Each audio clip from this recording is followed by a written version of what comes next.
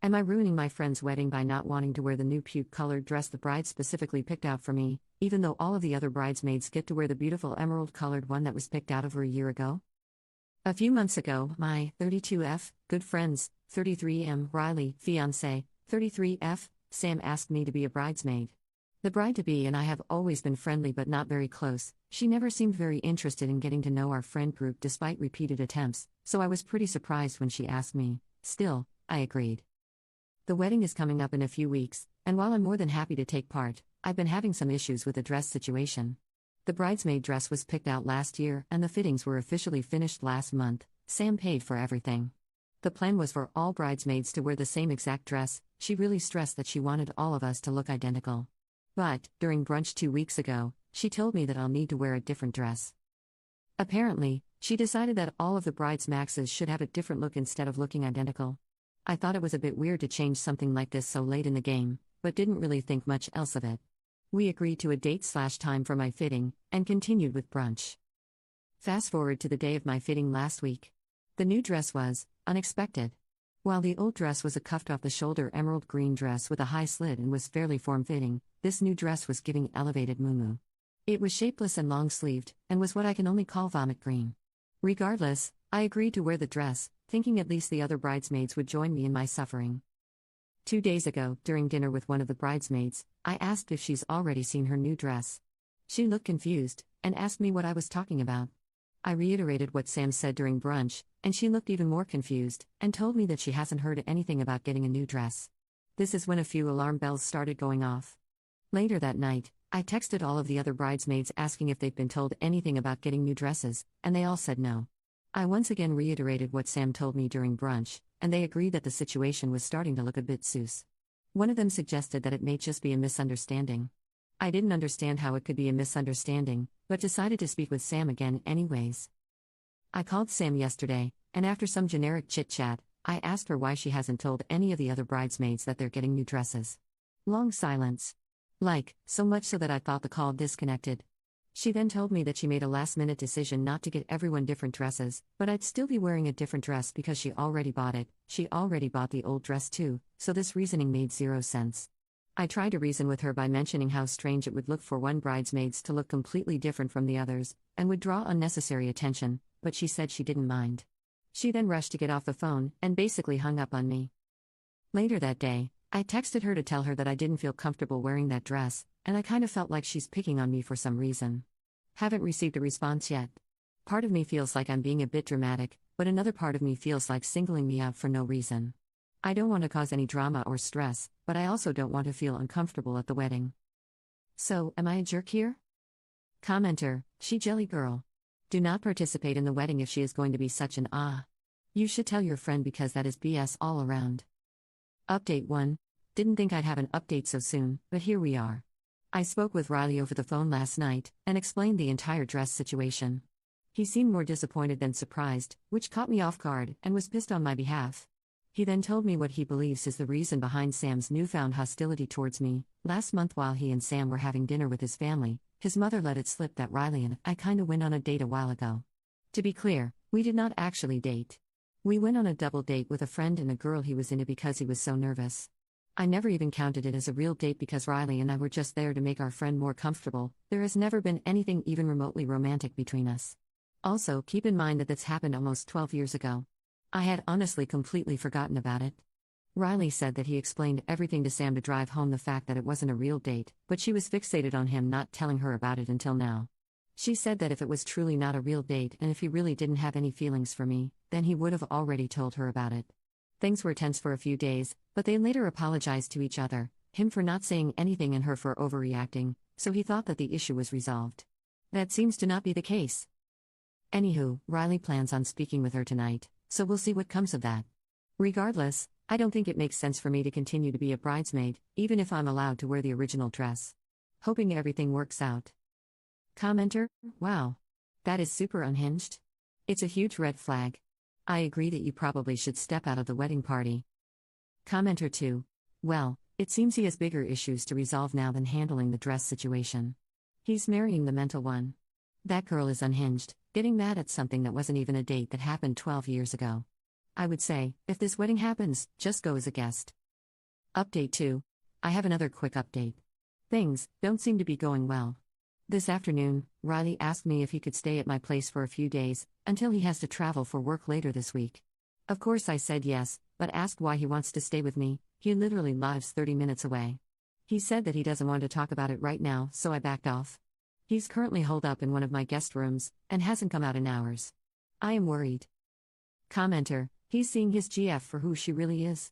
Also, have you considered that Riley may have always had feelings for you, and that's what's making her so mad? I'm sure someone already mentioned this in the comments on the other update, but I am playing catch up. Commenter 2, this is a Sam problem. Not a you problem. Riley should know who he is marrying. Some people are just jealous of everything. But you occupy a lot of rent-free space in Sam's mind. Because she is a jellyfish. Update 3. This afternoon, while Riley and I were at work, I received a call from the security desk of my residential community. Someone was there, claiming that they're my guest, but they didn't have a code and their name wasn't on the visitors list. It was Sam. I told security to deny her entry, which they did. Not even a minute later, Sam called me, but I didn't pick up. She called me thrice before I put my phone on Do Not Disturb, and then 4 more times after I did. She then sent a text saying you were causing misunderstandings. You need to send him back today. I'm home, but Riley is still at work. Haven't told him anything yet, don't want to stress him out while he's working, but will after he returns to my place. Also, haven't tried to contact Sam, and I don't plan on doing so anytime soon. Really don't foresee any convos between us going well right now. Random kind of funny thing to note, since yesterday, Sam has been removing me from the bridesmaid group chat, but the other bridesmaids keep re-adding me after noticing that I'm missing. This has happened 5 times. Commenter, how is Op causing misunderstandings? Sam has done all of this on her own. All the Op did was ask the bridesmaids if their dresses changed and informed the groom. Seriously, what the fudge did she think was going to happen when his close friend walked down the aisle in that monstrosity and no one else did? He'd have known what was happening and why, and he'd have been pissed. Update 4. Last night, after Riley returned to my place after work, I told him everything regarding Sam trying to come to my house, and showed him the text message and missed calls. He was pissed. I have never seen him so angry in all my years knowing him. He was completely silent but looked like he was 2 seconds from setting someone on fire. After letting him cool down for a bit, I asked him if he wanted to talk. He did. He told me that they always seem to argue about the same things. Then, she'd pretend to understand and be all right with everything only to bring it up again in the future. A few examples of the main things she'd say/bring up. Our friend group is toxic and too close. Riley should be thankful to her for keeping his drug habit a secret. A while ago, he mentioned to her that he smoked weed multiple times in uni. He's too secretive about work, and I know more about his job than she does. We're both feds who work in Intel, and our offices sometimes liaise with each other. He spends too much time with his family. He'd suggested couples counseling a few times, but she kept on refusing. They'd been doing pretty well for the past year or so and didn't argue much anymore, so he stopped grinding it up. Apparently, the absolute last straw happened the day he asked me to stay at my place. During the argument with Sam that led to this, initially regarding the dress debacle but snowballing into other topics, in addition to trying to get him to cut me out of his life, she also called me the N-word. I'm black BTW and Riley and Sam are white. According to Riley, that's when he knew that he was 100% done. Before he left, he told Sam that their relationship's over. Since then, she's been blowing up his phone, but he said he hasn't read any of her messages or answered her calls. She also sent him emails, which he has also ignored. He's going to tell his family and our friend group before he leaves for his work trip this week. I encouraged him to consider doing so sooner rather than later before Sam has a chance to try to stir things up. Also, when he returns from the trip, he plans on going back to his place to get his ring back from Sam, and tell her that she needs to find a new place to live. The house is his. We spent the rest of the night, and part of the early morning, eating leftovers and cookie dough, working our way through some Moscow mules, and watching Monty Python. It'll take some time, but I know he's going to be fine. Thank you, my dearest potatoes, for all of your insight, advice, and kind words. Love this community. Update 5. Hello, my potato peeps, it's been a hot minute. I'll dive right in. Apologies if this is scatterbrained. I've been stuck at an airport for 35 hours and haven't slept at all. I was able to convince Riley to tell his immediate family and our core friend group about the Sam situation before his work trip, as opposed to after. Specifically, he told them that he and Sam are broken up and there won't be a wedding, that they broke up on bad terms, and that everyone should take anything Sam may tell them with a grain of salt. He wasn't ready to tell them absolutely everything, just the important bits. Everyone was shocked, except for Riley's mom. More on that later. I was also able to convince Riley to not let Sam stay in his home while he was on his work trip. Before he left, took the ring back, had her pack enough items to last her for the duration of his trip, and told her she could get the rest of her things after the trip. His mother was there with him when he told this to Sam just in case it went down, but Sam took it surprisingly, suspiciously, well. No one really trusted her calm reaction, so Riley had all of the locks changed before his trip. Not even 12 hours after Riley left, Sam started blowing up my email. I blocked her number, which I guess she realized. Within the span of 24 hours, she sent me exactly 33 emails. Most were about me being evil, a cunt, a slut, low class, and a homewrecker. Some included pics of me and Riley, with varying captions like "should have known you wanted him all along," "I can tell you've always wanted to screw him," etc., and a few of them were just her begging me to let her have Riley back. Felt like I was getting whiplash. I didn't block her because honestly I was curious about how much Should would incriminate herself. She ended up sending me a total of about 60 emails. Fast forward to a few days before Riley returned from his trip. I was having lunch with his mom, and the topic of Sam came up. Potatoes, remember when I said that Riley's mother wasn't surprised when he told her about the Sam situation? That's because she wasn't. Apparently, she's always felt that something was kinda amiss with Sam, but she never really had anything concrete to tell anyone about and didn't want to seem dramatic, especially because Riley is aware that his mom and Sam never really clicked. Few things she brought up. On multiple occasions, she noticed Sam giving me dirty looks for seemingly no reason. Sam would sometimes try to change the subject when I was mentioned, and has jokingly mentioned that she hopes I start dating someone soon so she could spend more time with Riley. Sam has made some offhand comments that maybe weren't explicitly racist, but rubbed people the wrong way. For example, she mentioned not wanting to get food poisoning from eating at ethnic restaurants. At this point, I was wondering how I never noticed anything. The next day, as I was leaving work, one of the security guards on the base told me that he turned away a car that morning that was trying to get on base because the driver had none of the required credentials, and refused to go to the visitor center. The driver asked for me by name, and refused to move until she was threatened with detainment.